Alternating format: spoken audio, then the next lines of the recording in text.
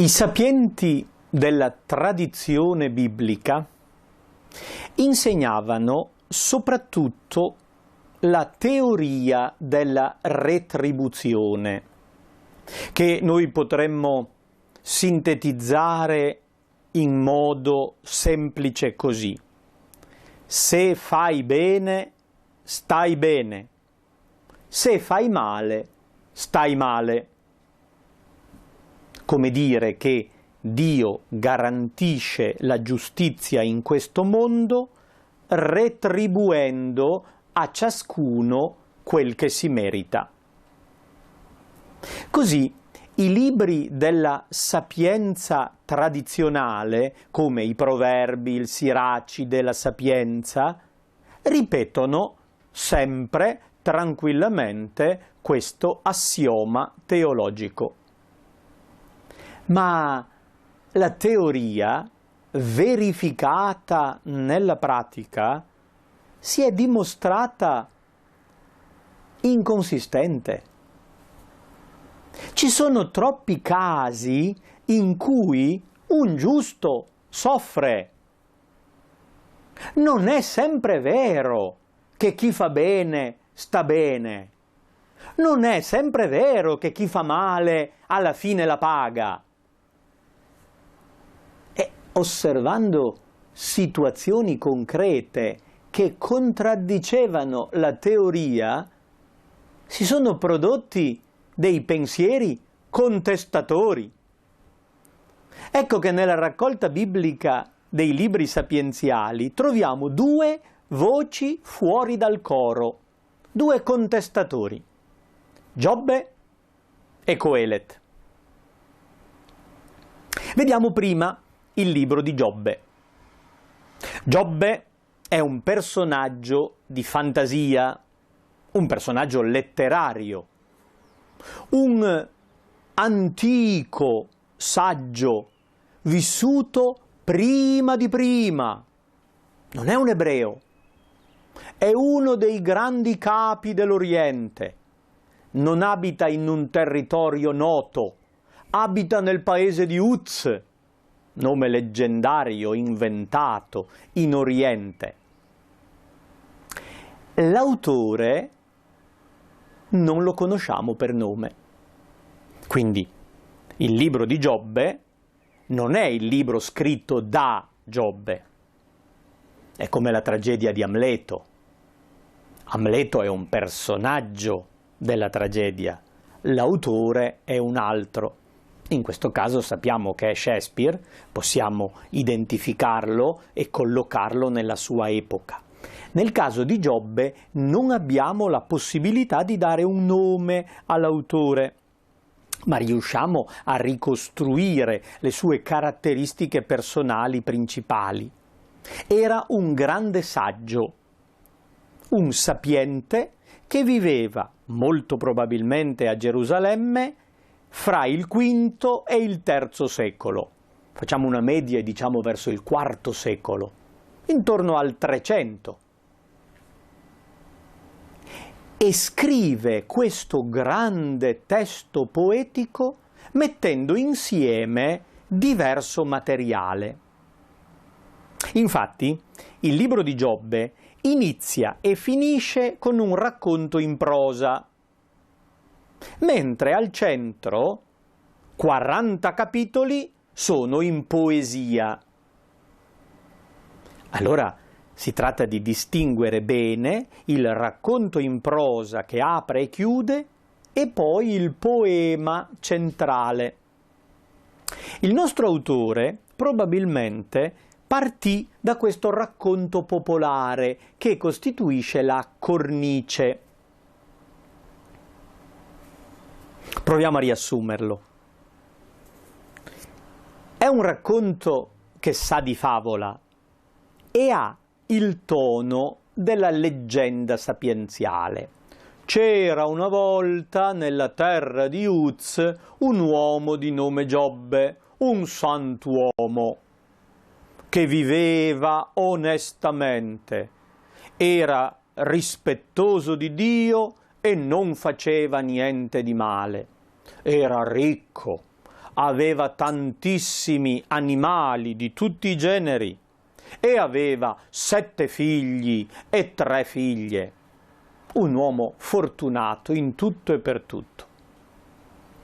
Dopo la descrizione del personaggio principale, la scena si sposta in cielo. Ci viene presentato un ambiente alternativo alla terra. Un giorno gli angeli parteciparono all'assemblea della corona.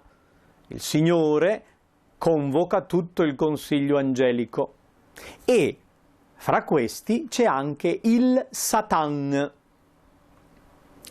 Il Satana non è ancora visto come il diavolo angelo caduto, ma è uno dei consiglieri di Dio che ha il compito del pubblico ministero.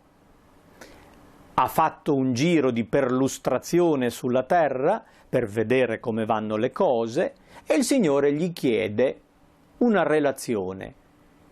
Fra l'altro gli dice: hai visto il mio servo Giobbe? Hai notato che brava persona? E il Satan, giustamente come avvocato del diavolo, gli fa notare: ci credo, gli hai dato tutto?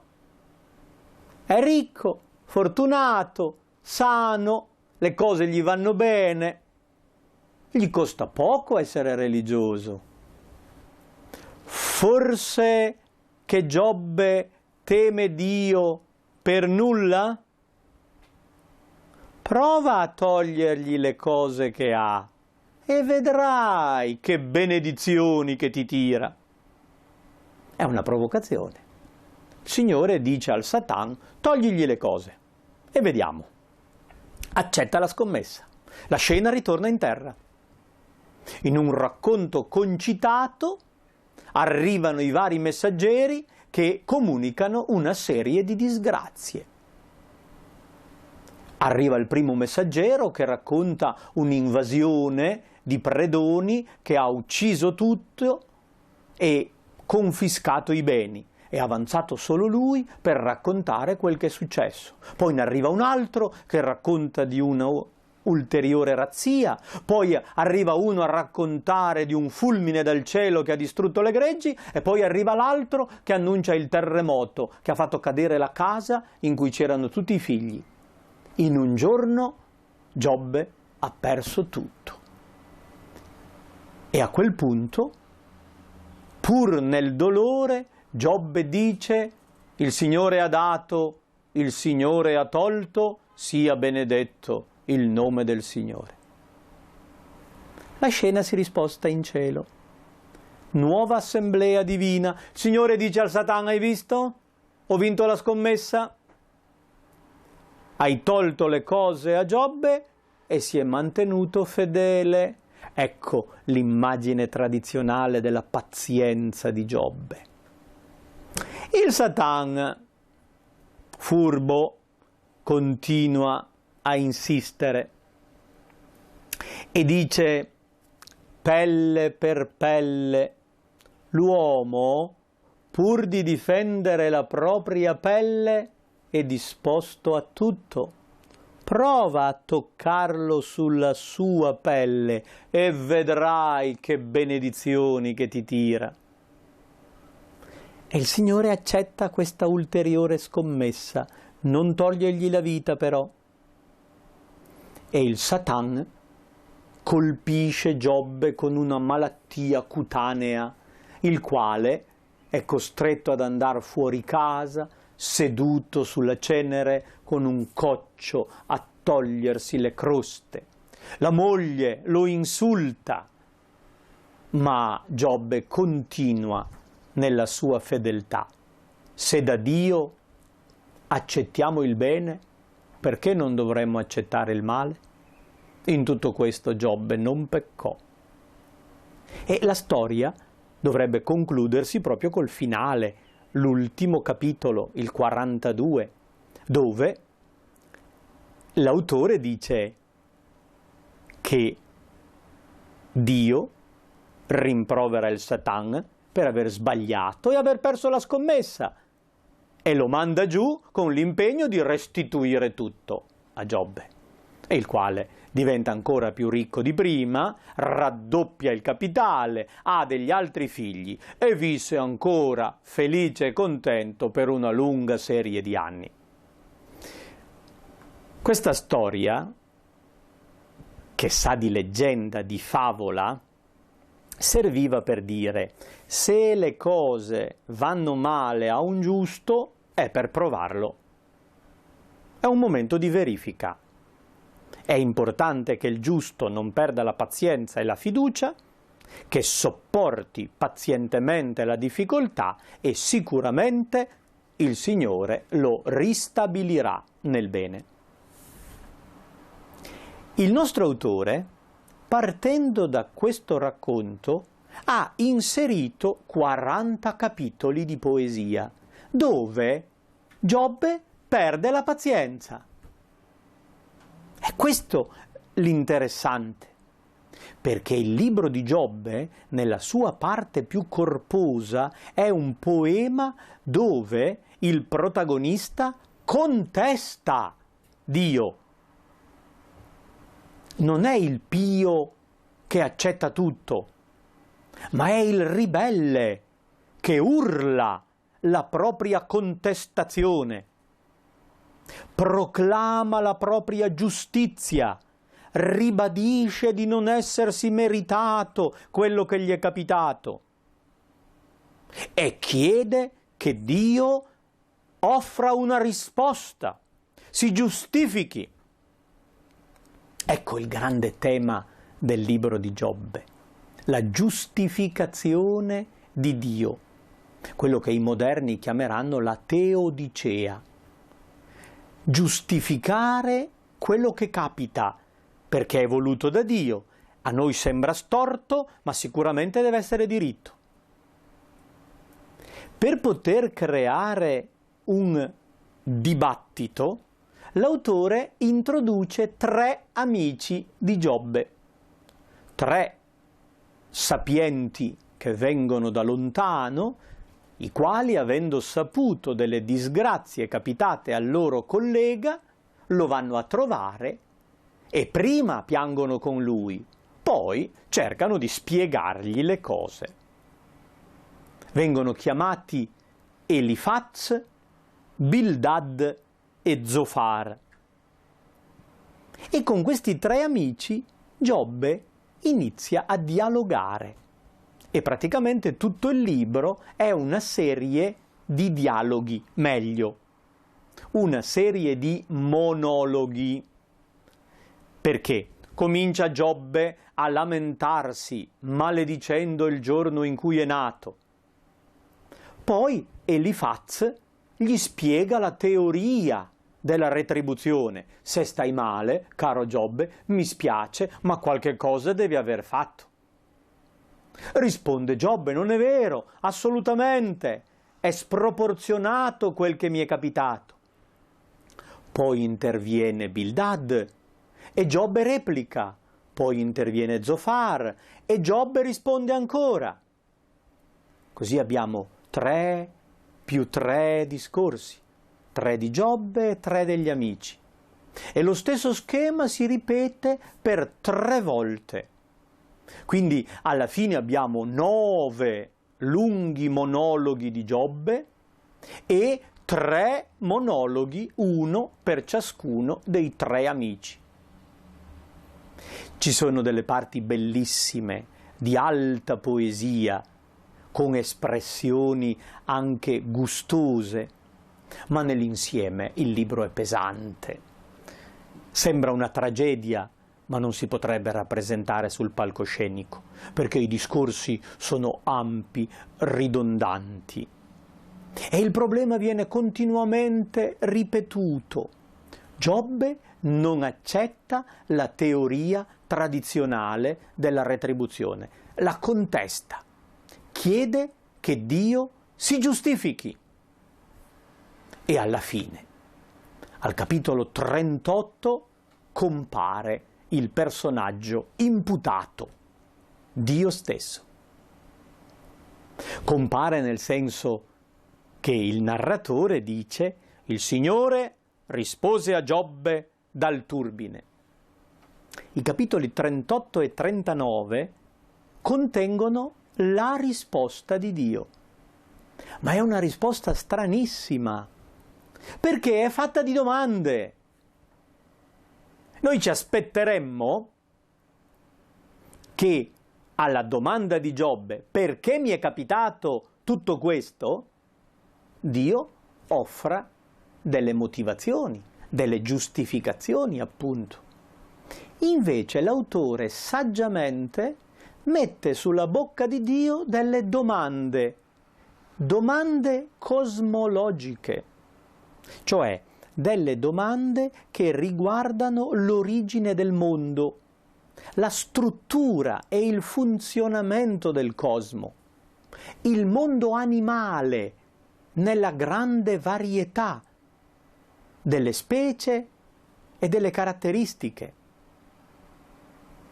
Dio chiede a Giobbe: cingiti i fianchi, rispondimi, io ti faccio le domande e tu, visto che la sai lunga, mi darai le risposte.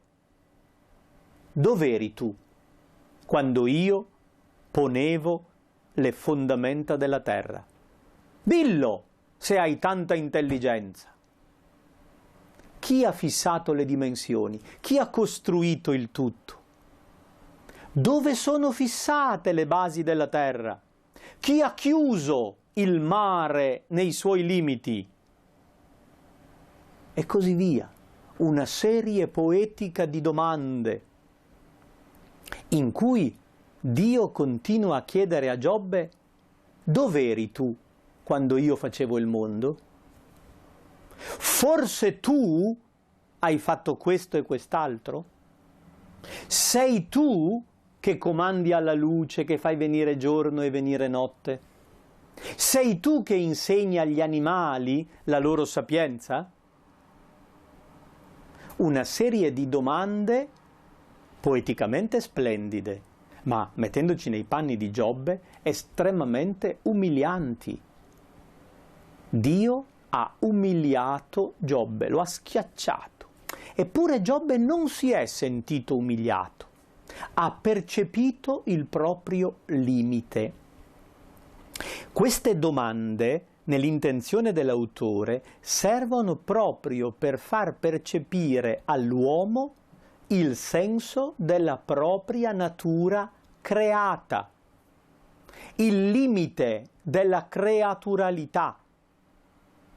È un modo con cui l'autore teologo vuol dire ai suoi colleghi teologi: non pretendete di sapere tutto, non pretendete di dare risposte, di saperne più di Dio. Di fronte al creatore, la creatura si sente limitata, limitata nel tempo, limitata nello spazio, limitata nella conoscenza, limitata nel potere. Giobbe non c'era. Giobbe non può arrivare dappertutto. Giobbe non sa tutto. Giobbe non può tutto. Giobbe sono io. È la mia condizione di creatura limitata. Percepire questo limite non mi umilia nel momento in cui scopro il Creatore di fronte a me come colui che si prende cura di me, senza che io lo capisca. E difatti la reazione di Giobbe è una splendida professione di fede. Ho esposto senza discernimento cose troppo superiori a me che io non comprendo.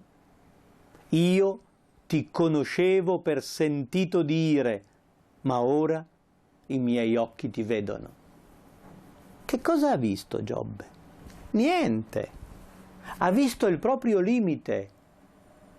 Ha visto la grandezza di Dio in dialogo con la propria piccola creaturalità.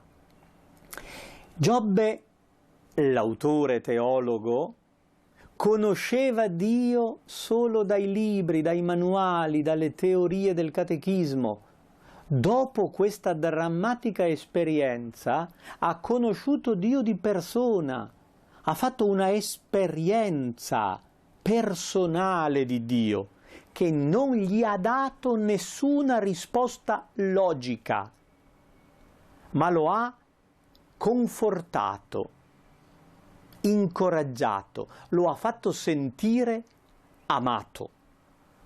Non ha capito perché succede quello, ma ha capito di essere con il suo creatore. La risposta dunque è una risposta mistica, di esperienza personale di fede, come unica possibilità. Non c'è filosofia o ragionamento umano che possa spiegare il perché della nostra sofferenza, ma solo l'incontro personale con Dio. E su questa scia si muove anche l'altro autore, contestatore, quello che chiamiamo il Coelet. Coelet vuol dire uomo dell'assemblea, il predicatore, colui che tiene delle conferenze sapienti, è il maestro di una assemblea. Anche lui vive probabilmente a Gerusalemme verso il III secolo e scrive un libro modernissimo, con quel ritornello così noto, vanità delle vanità, dice Coelet, tutto è vanità. La parola vanità in ebraico è hevel e propriamente bisognerebbe tradurre soffio, soffio dei soffi, tutto è un soffio. Niente dura, niente resta, niente è solido, niente. Quale utilità ricava l'uomo da tutto l'affanno per cui fatica sotto il sole?